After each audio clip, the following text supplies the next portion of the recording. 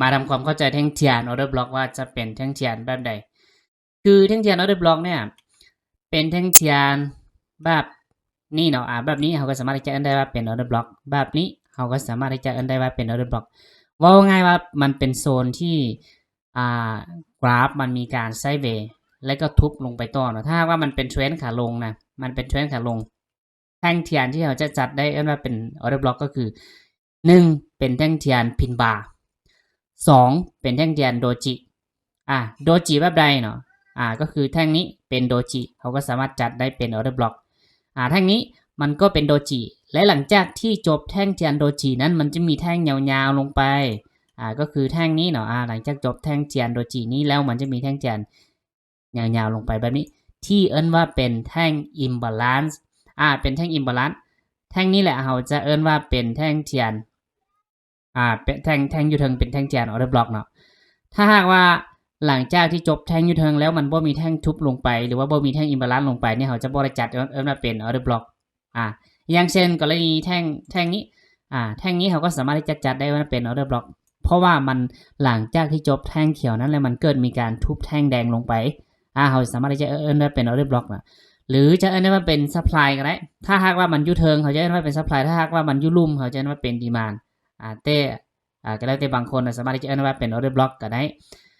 และก็ถ้าหากว่ายูลุ่มเนาะอย่างเช่นแท่งนี้เป็นแท่งเป็นแท่งที่มันมีแรงซื้อดันราคาขึ้นไปค่อนข้างที่จะงามแบบนี้เป็นแท่งพินบาร์แบบนี้เขาก็สามารถที่จะเอิ้นว่าเป็นแท่งออเดอร์บล็อกได้เช่นกัน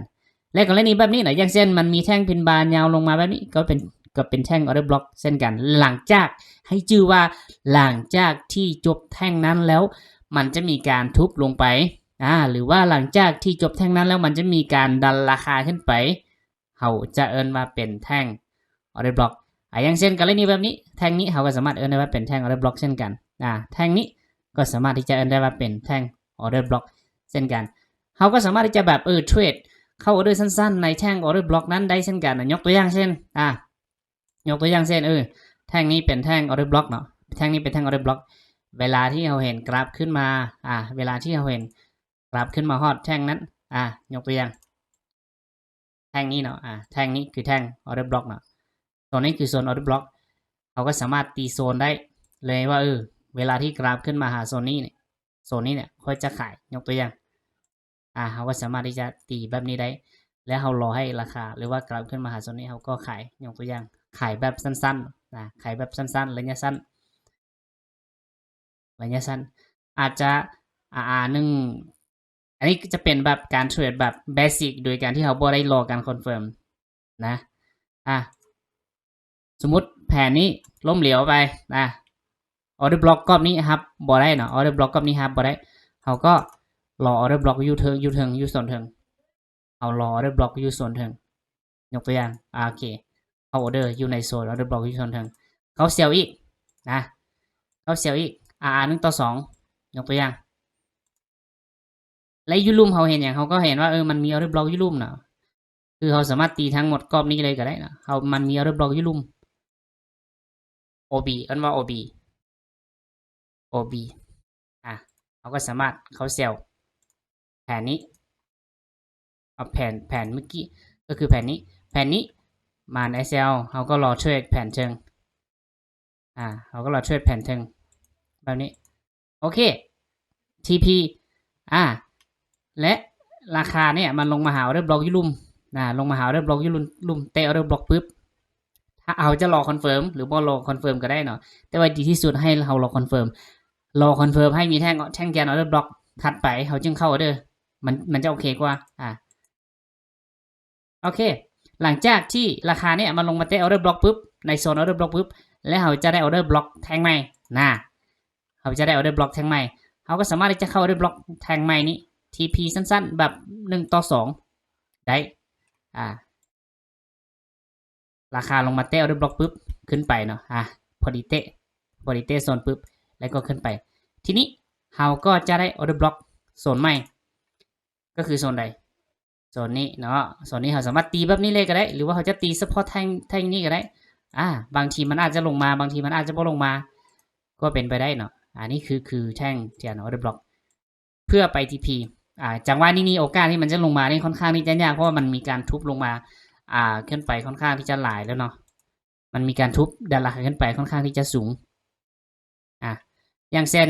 กรณีนี้เขาเห็นอย่างแท่งนี้เขาก็สามารถที่จะอ่านว่าเป็น order block แต่กรณีที่มันมี order block อยู่เทิงแล้วก็อยู่ลุ่มมีโอกาสที่โซนเทิงเนี่ยจะกลายเป็น liquidity แต่นี่คือการอ่าน order block แบบพื้นฐานกรณีแท่งนี้เขาสามารถที่จะอ่านว่าเป็น order block ได้เช่นกัน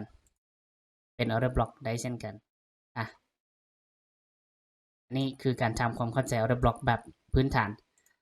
อันนี้มันลงมาหาโซนของ K level ที่เป็น order block อยู่ลุ่มเนาะ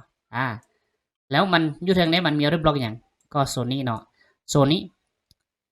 แต่ถ้าหากว่าเขาจะเทรดแบบตลาดเขาก็มองว่าโครงสร้างของตลาดมันเป็นเทรนด์อย่างเป็นเทรนด์ขาขึ้นบ่หรือว่าเป็นเทรนด์ขาลงบ่โดยภาพใหญ่นะเขาจะเห็นว่ามันเริ่มเป็นเทรนด์ขาขึ้นเขาก็เน้นฟังบ่ายเป็นหลักเขาจะได้เปรียบหลายกว่าไม่นี่ SL ไปไม่นี่ SL ไป order block โซนที่อยู่ทางที่เอิ้นว่าเป็น supply เนาะโซนนี้เป็น supply order block กรอบนี้เขาก็สามารถจัดได้เป็น order block เช่นกันยกตัวอย่างเขาเซลเอารอเซลอยู่ในโซนนี้รอเซลอยู่ในโซน order block อยู่ทางยกตัวอย่างรอเซลอยู่ในโซนนี้เพื่อมา TP อยู่ในโซนยูลุมโอเคแบบนี้ราคาจะขึ้นมาโอเคราคามันก็ขึ้นมาหาโซน order block อยู่ทางเนาะและมันก็ลงมาถ้าเราแบบTP สั้นๆแบบนี้ก็ถือว่าโอเคไปแล้ว TP ไปแล้วนี่คือการแบบการทำความเข้าใจ order block แบบพื้นฐานเนาะราคาเนี่ยส่วนใหญ่มันก็จะลงมาหา order block อย่างเช่นมันขึ้นไปมันลงมาหา order block กรอบนี้และมันก็ขึ้นไปอีกทีนี้ยังเหลือ order block โซนนี้และก็โซนนี้เนาะเขาก็รอส่งโซนนี้ในการที่จะเข้า order buy เพราะว่ากราฟมันมีการยกตัวขึ้นไปเป็นจังหวะขาขึ้นเป็นจังหวะขาขึ้นยกตัวอย่างเช่นเอารอเข้า order ในโซน order block กรอบนี้เนาะยกตัวอย่างหรือโซนที่อยู่เทิงโซนนี้เข้า order แบบเขาบ่รอการคอนเฟิร์มอย่างเอาไม้นึงอยู่นี้ไป TPU ใบ Solidity อยู่นี้ SL กับประมาณอยู่รูปนี้สมมุติไม้นี้ SL ไปเขาก็เข้าอีกไม้นึงอยู่รูปแบบนี้เบิ่งกันว่าไม้ใดมันสิได้ก่อนโอเคมันดันราคาขึ้นไปมันบ่ได้ลงมาครับออเดอร์เขาก็เบิ่งว่าออเดอร์บล็อกต่อถัดไปนี่คือโซนใดโซนนี้เนาะเขาก็รอให้จื้อง่ายๆว่าออเดอร์บล็อกเนี่ยหรือว่าดีมานด์โซนเนี่ยโซนใดที่มันยังบ่ทันได้ออเดอร์เนี่ยมันก็ยังบ่ทันได้ใช้งานนี่มันก็มีโอกาสที่จะลงมาใช้งานสูงเราสามารถที่จะหาใช้โซนนั้นเป็นโซนในการเข้าออเดอร์ในออเดอร์ถัดไปโอเคมันมีการดันราคาขึ้นไปเลยตอนนี้มันลงมาหาออเดอร์ปุ๊บเนาะลงมาหาออเดอร์ปุ๊บที่ R1 ตัว2ก็สามารถ TP ได้อย่างเช่นออเดอร์แบบนี้เขาก็สามารถ TP ได้สั้นๆในกรอบนี้เช่นกันหรือว่าเขาสามารถที่จะ TP อยู่เทิงแบบนี้ก็ได้เช่นกันแบบไปไซส์เลยก็ประมาณนี้ในการนำไซส์ออเดอร์บล็อกในการนำไซส์ออเดอร์บล็อกออเดอร์บล็อกก็คือหมายถึงแท่งเจียนนี่มันเกิดมีการแบบแท่งเจียนพินบาร์แบบนี้แหละยกตัวอย่างว่าถ้าหากว่าเขาอยากจะแบบเทรดให้มันตรงตามระบบแท้ๆเนี่ยมันก็จะอาศัยหลายอย่างคอนเฟิร์มกว่านี้นะแต่นี่คือการทำความเข้าใจ order block ขั้นพื้นฐาน หรือว่าทำความเข้าใจแบบ demand supply zone ขั้นพื้นฐานเนาะให้เข้าใจง่ายว่าตลาดเนี่ยถ้ามันเป็นเทรนด์ขาขึ้นเนาะโซน order block ที่อยู่เทิงหรือว่า supply zone ที่อยู่เทิงเนี่ยส่วนหลายค่อยนี่เขาจะเรียกว่าเป็น supply zone ตัวที่อยู่เทิงก็จะเรียกว่าเป็น supply zone อย่างเช่นโซนแบบนี้เนาะโซนแบบนี้เขาจะเรียกว่าเป็น supply แล้วก็โซนยูรุมเขาจะเรียกว่าเป็น demand อย่างเช่นเขาเห็น demand อยู่กับยูรุมนี้ยูรุมนี้จะเป็น demand zone ในการที่เขาเห็นว่าราคานี่มันเกิดการดันราคาขึ้นไปอย่างต่อเนื่องฉะนั้นค่อยจะหาโซนในการเข้าออเดอร์แล้ว supply อยู่เทิงค่อยจะใช้เป็นโซนในการ TP ก็จะใช้เป็นโซนในการ TP ก็จะบ่ค่อยมักใช้เป็นโซนในการเข้าออเดอร์เพราะเขาเทรดตามแนวโน้มของตลาดเวลาที่เราเห็นว่าราคาเนี่ยมันลงมาหาโซน K level หรือว่าลงมาหา demand zone ของเขามันลงมาหา demand zone เนาะ order block ของเราเด้มันลงมาหา order block ของเราปุ๊บ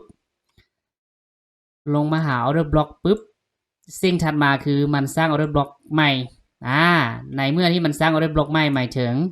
มันเกิดการยืนยันว่ามันจะกลับตัวฉะนั้นเราสามารถที่จะใช้โซนนี้เป็นโซนในการเข้า order ได้เลยหรืออาจจะเอิ้นว่าเป็น CRT ก็ได้เนาะอาจจะแบบ CRT high CRT high RT high แล้วก็ CRT low อันนี้คือการแบบเอาระบบเข้ามาช่วยนะ CRT low และจุดที่เขาจะเข้า order ก็คือเขาจะเข้า order ในโซนที่มันเป็น CRT low เพื่อไป TP 1อยู่ในโซน CRT high TP 2อยู่ในโซน supply แบบนี้อย่างเช่น TP 2อยู่ในโซน supply แบบนี้เลยโอเคราคาลงมาหา order ปุ๊บแล้วมันก็ขึ้นไปทีนี้เขาก็ TP 1สำเร็จไปรอ TP 2เวลาที่มันขึ้นไปแบบนี้นะถ้าเราเอาระบบมาจับมาช่วยเราก็สามารถที่จะได้ว่าราคาได้เกิดการ shift เนาะราคาได้เกิดการshift หรือว่า MSS และก็ได้เกิด demand zone ใหม่ก็คือ demand zone โซนนี้เราสามารถที่จะเข้า order ตามได้เลยก็คือ demand zone ก้อนนี้ได้เลยเพื่อไป TP ยูเทิงแบบนี้ได้เช่นกันนี่คือการเทรดที่แบบเบสิกเล็กก็ง่ายในการเทรดในการเทรดกันประมาณนี้โอเค